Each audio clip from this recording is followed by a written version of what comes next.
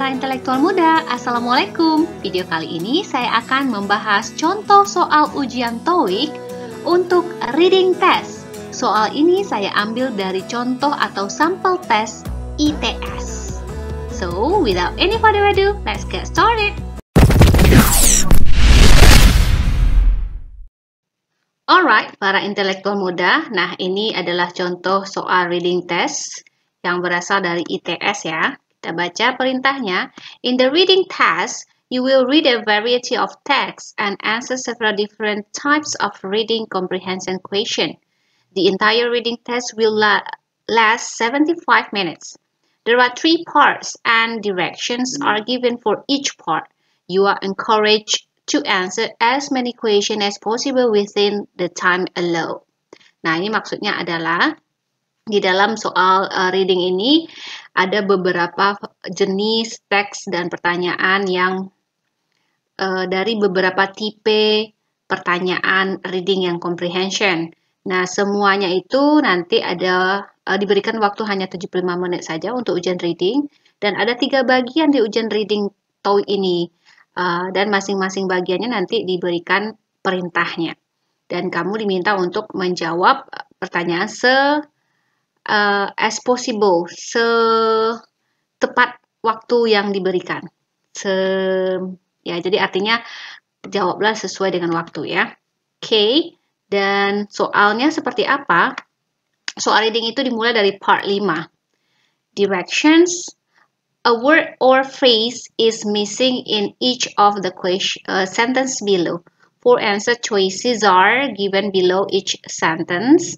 Select the best answer to complete the sentence, then mark the letter A, B, C, or D on your answer sheets. Nah, jadi kalau untuk part kelima di soal reading ini, ada kata atau frasa yang hilang nanti di dalam kalimat di bawah. Kemudian ada pilihan jawabannya 4 di masing-masing kalimat. Dan kamu pilihlah jawaban yang tepat ya. Kemudian tandailah apakah A, B, C, D di dalam kertas jawaban atau lembar jawaban. Nah, jadi untuk video ini saya akan bahas beberapa soal saja dulu ya.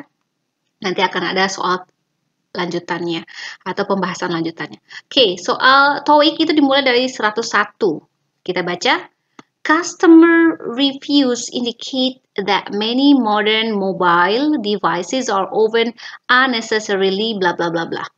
Nah, coba lihat para intelektual muda, pilihan jawabannya semuanya dalam bentuk complication ya.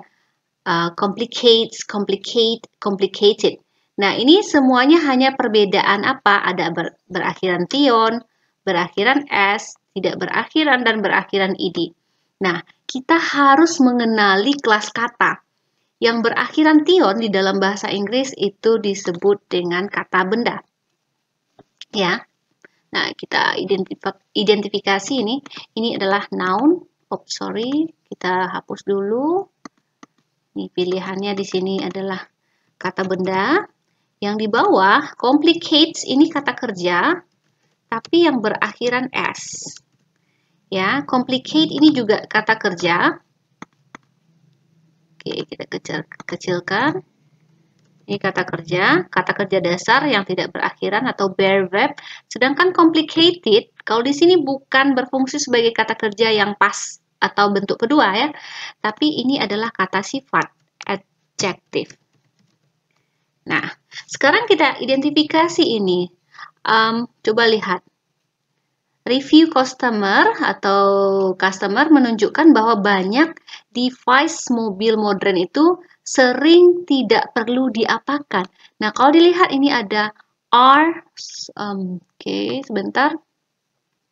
Ini ada are often unnecessarily. Nah, di sini harusnya ini ada adverb ya. Adverb unnecessarily, ini ada to be. Maka di sini harusnya diisi dengan kata sifat. Maka kalau begitu jawaban yang tepat adalah D. Complicated. Nah, jadi kalau diartikan dalam bahasa Indonesia, review dari pelanggan menunjukkan bahwa banyak perangkat seluler modern sering tidak perlu dipersulit atau tidak perlu sulit atau tidak perlu rumit ya. Nah, jadi jawaban yang tepat adalah D. Lihat mengidentifikasinya ada to be, kemudian di sini adverb, di sini penjelasnya pasti dalam bentuk adjective. Oke. Oke, soal 102. Kita baca, Jamal Nauzat has received top performance review. He joined the sales department 2 years ago.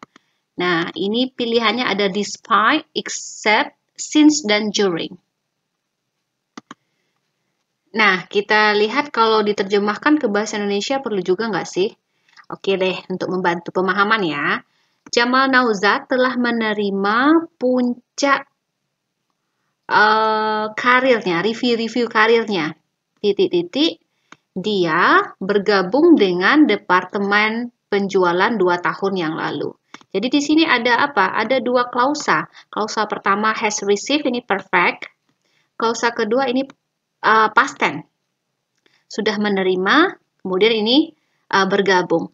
Nah, perhatikan di sini perlu 2 klausa ini nanti dihubungkan oleh apa? Despite ini merupakan konjungsi. Except ini juga merupakan konjungsi. Since,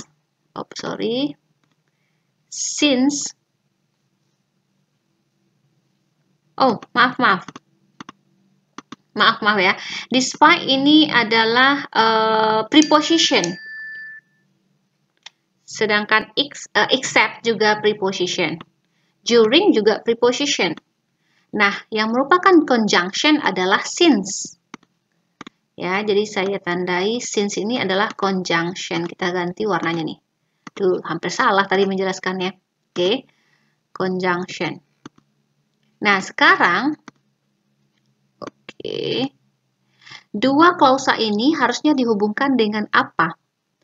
Dengan conjunction. Nah, since di sini artinya karena. Jadi jawaban yang tepatnya adalah C. Nah, biar nggak ragu-ragu lagi nih ya, despite. Ini preposition. Maknanya kalau bahasa Indonesia meskipun ya, except preposition, kecuali, during preposition, ini selama. Sedangkan konjungsinya atau conjunctionnya adalah sin, karena. Jadi ada sebab akibat di sini. Jamal Nauzat sudah menerima puncak review performanya karena dia sudah bergabung di departemen penjualan selama 2 tahun begitu. Alright, 103.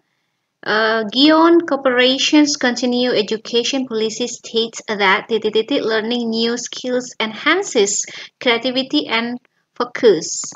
Nah, soal ini juga soal kelas kata ya. Ada regularity, regulate, dan regularly. Regular ini merupakan kata sifat. Oke, ini udah Ibu tandai. Regular itu adjektif atau maknanya dalam bahasa Indonesia teratur. Regularly itu kata benda.